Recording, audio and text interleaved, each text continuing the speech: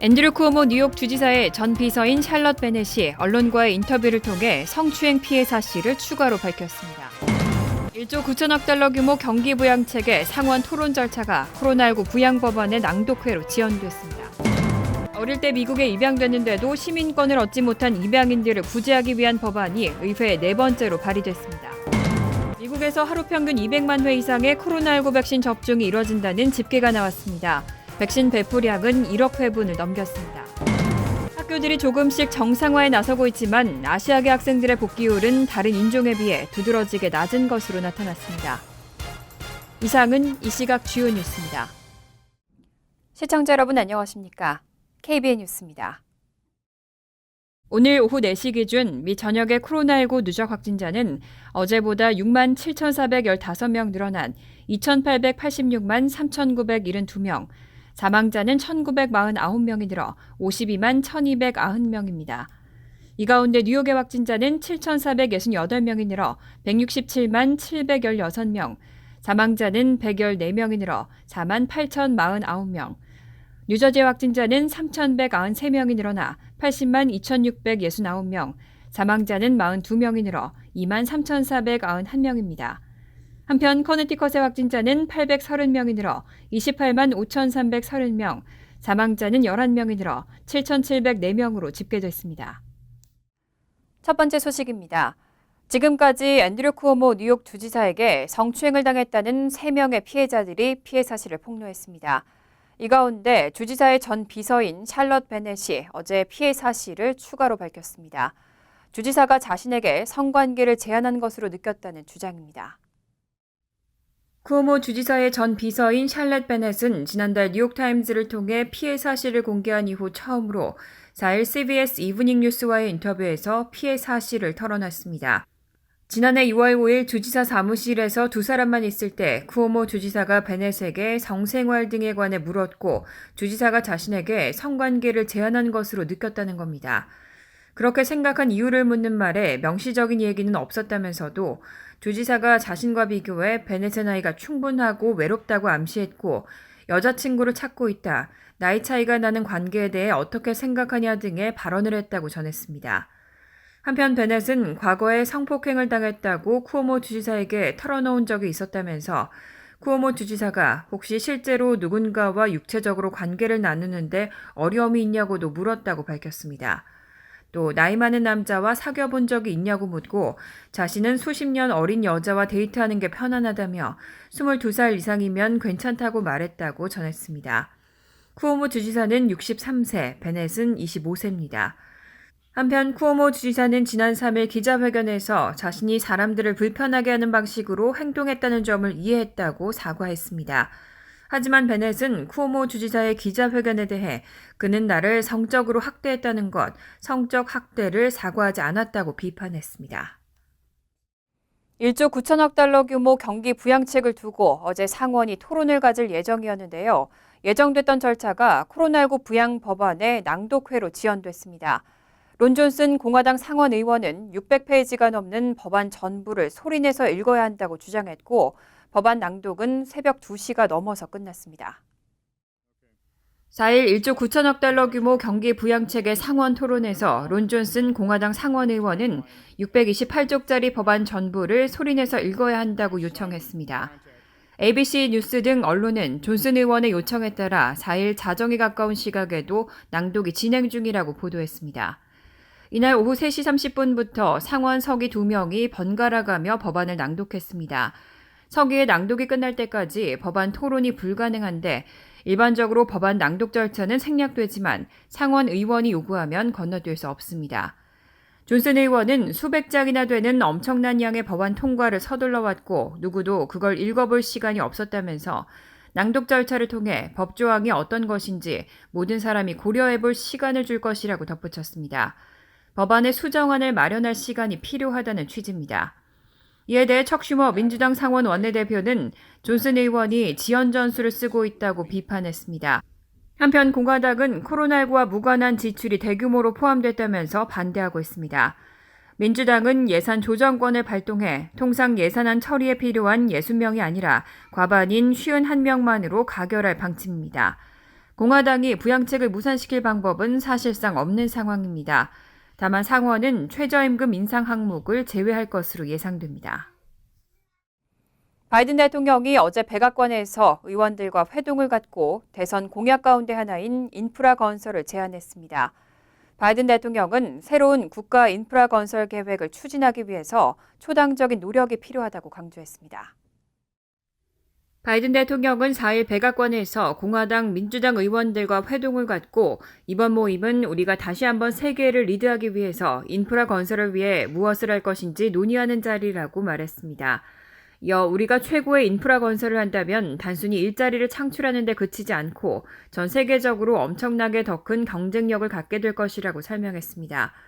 인프라 건설에 대한 투자는 바이든 행정부가 1조 9천억 달러의 코로나19 재난지원금 예산의 의회 통과로 부심한 이후 두 번째로 역점을 두고 있는 사업입니다. 도로와 교량, 항만, 브로드밴드를 비롯한 국내 인프라 건설은 바이든 대통령에게는 그동안 경직됐던 공화당 의원들과의 관계를 재건하는 기회로 여겨지고 있습니다. 바이든으로서는 오바마 정부나 트럼프 정부도 모두 성사시키지 못했던 중요한 정책 하나를 달성하는 결과도 얻을 수 있습니다. 실제로 미국은 인프라 건설과 확충에 대한 투자가 절실한 상황입니다. 바이든 대통령은 대선 선거 운동 당시부터 인프라 건설 부분에 2조 달러 투자를 가속화해서 청정 에너지를 개발하고 전기차 충전소를 보급하며 도로와 교량 보수로 공공교통을 지원한다는 공약을 유지해왔습니다. 또 이 계획은 기후변화에 대응하고 조직된 일자리들을 창출하는 데 가장 중요한 것으로 강조돼 왔습니다. 큐아논 음모론자들은 어제였던 3월 4일 트럼프 전 대통령의 재취임식이 있을 것이라고 주장해왔는데요. 의사당 인근에서 삼엄한 경비가 펼쳐졌지만 다행히 별다른 소요 없이 지나갔습니다. 4일 워싱턴 DC 의회 의사당 인근에서는 삼엄한 경비가 펼쳐졌습니다. M4 소총으로 무장한 주 방위군과 철조 울타리가 의사당을 에웠고 시민들은 울타리 가까이에 접근하는 것이 금지됐습니다. 트럼프 전 대통령이 사탄이자 소아 성애자인 민주당 정치인들을 물리치기 위한 영웅이라고 믿고 있는 큐어넌 음모론자들은 그가 3월 4일 다시 취임할 것이라고 주장해왔습니다. 1933년까지는 원래 3월 4일이 대통령 취임식 날이었다는 것이 이들의 설명입니다. 때문에 지난 3일 의사당 경찰은 무장단체가 의사당을 침범하려는 음모를 밝혀냈다고 발표했고 하원은 4일 계획된 일정을 취소하는 등 한데 긴장감이 높아지기도 했습니다. 하지만 트럼프 전 대통령은 이날 플로리다주 마러라고 리조트에서 머물렀고 의사당 인근 폭동 조짐은 보이지 않았습니다. 한편 의사당 경찰은 오는 12일 종료될 국가방위군의 의사당 경비를 2개월 더 연장해 줄 것을 국방부에 요청한 것으로 알려졌습니다. 지난 1월 6일 트럼프 전 지지자들의 의사당 습격 이후 의사당 인근에는 5,200명의 주 방위군이 주둔하고 있는 상황입니다.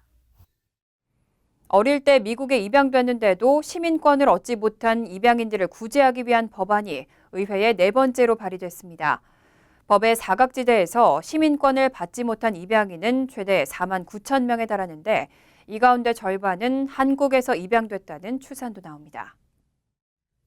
4일 민주당 애덤 스미스, 공화당 존 커리 하원 의원은 미국에 입양된 뒤 미국인 부모에게 길러졌는데도 시민권이 없는 사람들에게 시민권을 부여하는 내용의 입양인 시민권법을 공동 발의했습니다. 지난 2000년 의회는 소아 시민권법을 통과시키고 외국에서 태어난 입양아에 대해 부모 중 최소 1명이 미국 시민일 경우에는 자동으로 시민권을 부여하는 제도를 도입했습니다.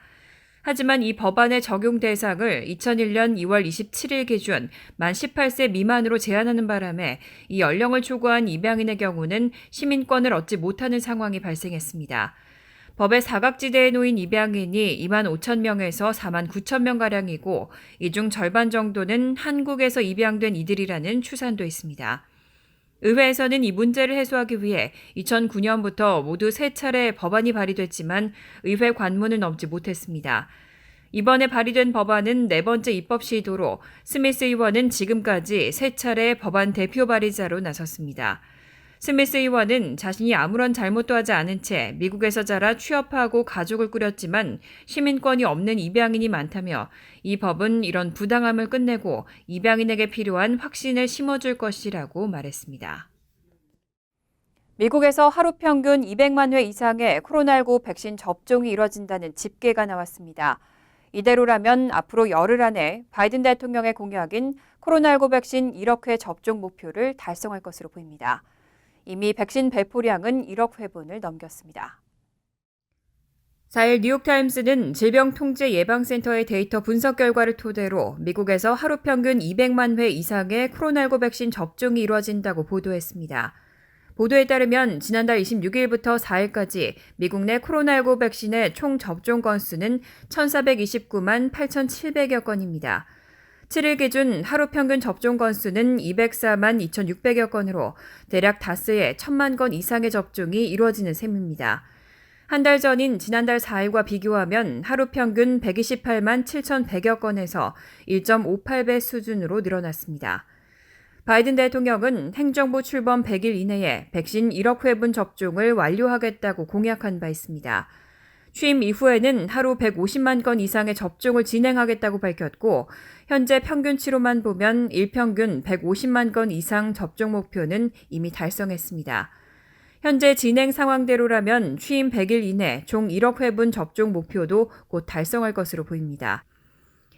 CDC에 따르면 이날까지 미국 내 백신 접종 누적 건수는 8,257만 2,800여 건으로 목표치인 1억 건까지 약 1,800만여 건이 남았습니다. 일일 평균치로 보자면 열흘 안에 달성이 가능합니다. 미국 내 백신 누적 배포량은 1억 990만 5,500여 회분으로 이미 1억 회분을 넘었습니다. 한편 CDC 기준 이날까지 미국에서 1회 이상 백신을 맞은 국민은 5,403만 5,600여 명, 전체 국민의 16.3%에 해당합니다.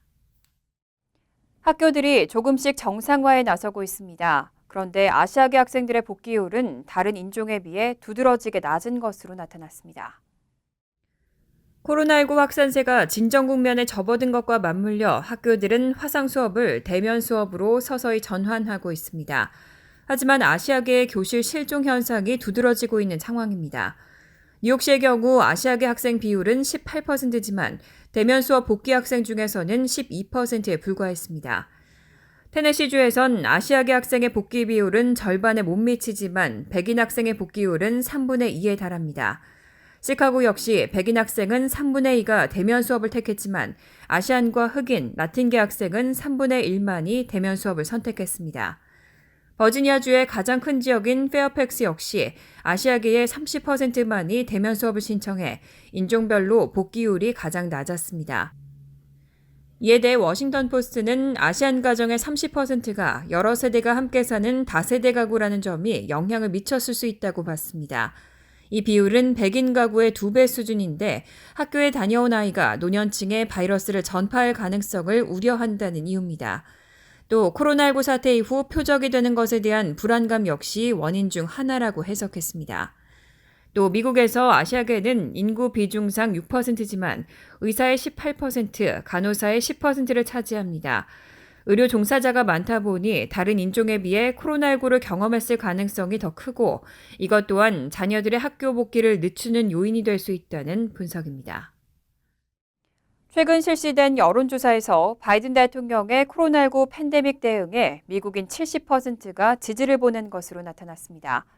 민주공화 양당의 정치 양극화가 심각한 상황에서 이런 수치는 초당적인 지지세라는 분석이 나옵니다.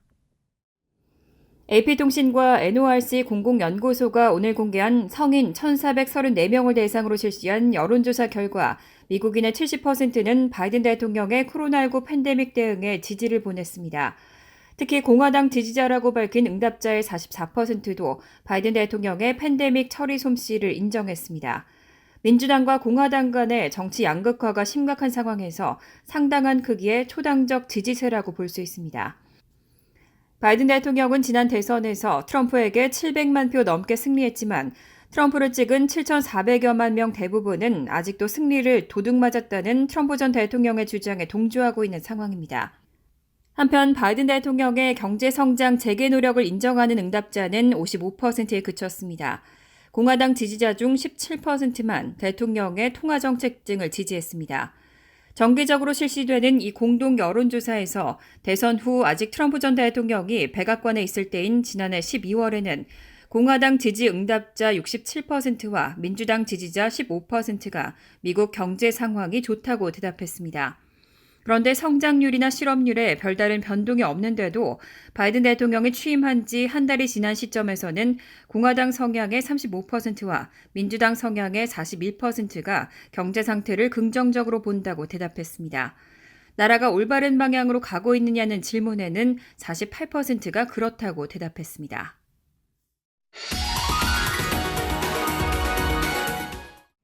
이어서 LA 지역 한인사회 소식입니다. 북가주 지역에서 아시안을 향한 무차별 폭행 범죄가 잇따르고 있습니다. 이번에는 3인조 일당이 한 60대 노인을 무차별 폭행하고 돈을 빼서 달아났습니다. 뚜렷한 대책 마련이 시급하다는 목소리가 커지고 있습니다. 김재은 기자가 보도합니다. 샌프란시스코 차이나타운 인근의 한 빨래방. 마스크와 후드티를 입은 남성 3명이 들어오더니 앉아있는 아시안 노인을 마구 때리기 시작합니다. 당황한 노인은 저항해보지만 폭행은 계속 이어집니다. 폭행범들은 노인의 주머니를 털어 결국 수백 달러를 훔쳐 달아났습니다. 이들의 범행은 1분도 채 걸리지 않았습니다. That's so hard to watch though. An old man being like upside down like that. That's horrible. It's so concerning. 범인들은 최근 북가주 지역에서 잇따라 발생한 차량 절도 사건과도 연관성이 있는 것으로 드러났습니다. 경찰 당국은 2,500달러의 보상금을 내걸고 주민들의 적극적인 제보를 당부했습니다. 하지만 이번 사건은 단발적인 사건이 아닙니다. 지난주 뉴욕시에선 길을 걸어가던 한 30대 아시안 남성이 이유 없이 칼에 찔렸고 지난 9일엔 귀가하던 한 50대 아시안 남성이 지하철을 기다리던 중 괴한한테 무차별 폭행을 당하는 일도 있었습니다. So fast. I cannot remember anything. Too fast happened. 경찰 당국은 순찰 인력을 확대하고 증오 범죄에 대해 알리는 전단지를 배포하고 있지만 여러 아시안 인권단체들은 보다 뚜렷한 대책 마련을 촉구하고 있습니다. I have seen this DA put people and street vendors in jail for both stuff, but now when the Asian gets attacked for no good reasons, he decided not to prosecute. 일반 주민들과 수백여 명의 자원봉사자들은 도보 순찰팀까지 꾸려 직접 예방에 나섰습니다. 또 베이 지역에 거주하는 노인들에게 무료 동행 서비스를 마련하고 아시안 커뮤니티를 대상으로 한 범죄를 미연에 방지할 수 있도록 여러 대응 방안을 모색 중입니다. MBC 뉴스 김재은입니다. 유니버셜 스튜디오는 코로나19 팬데믹으로 1년 가까이 문을 닫아왔는데요. 다음 주부터 부분적으로 오픈합니다.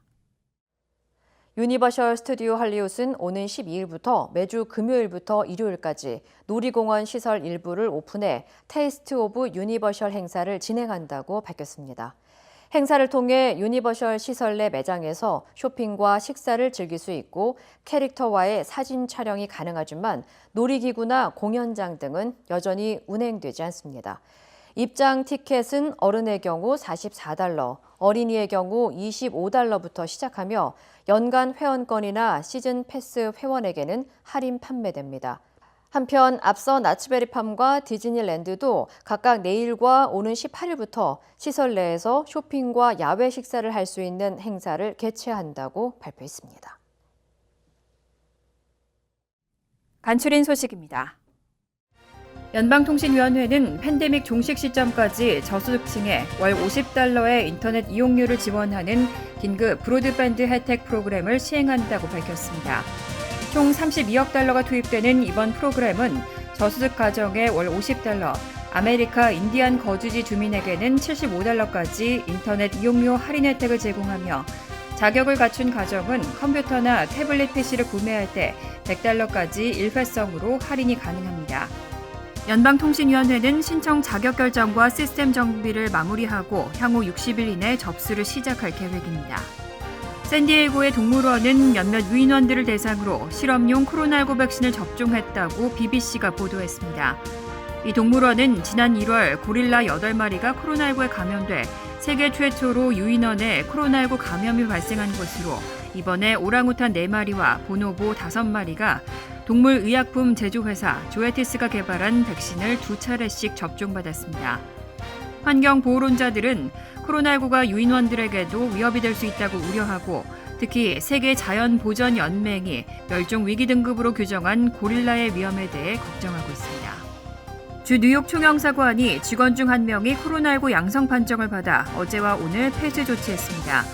하지만 영사관 측은 6층의 민원실은 8층과 9층에 있는 총영사관 사무실과 다른 층에 있고 확진자와 밀접 접촉자가 없으며 이일 방역 소독을 실시한 점을 고려해 정상 운영한다고 밝혔습니다. 총영사관의 필수 직원과 민원실 직원을 제외한 다른 직원은 재택근무를 실시했습니다. 뉴욕주 교육국은 지난달 교육부가 표준시험 시행 의무 면제 요청을 승인하지 않겠다고 밝힘에 따라 총 10과목 중 연방교육법에 명시된 영어, 수학, 지구과학, 환경과학 등 4과목의 시험을 오는 6월 실시할 계획이라고 밝혔습니다. 주 교육국은 오는 15일 리전트위원회 미팅에서 나머지 6과목을 졸업 자격에서 제외하고 치르지 않는 방안을 추진할 계획입니다. 환율과 증권 소식입니다.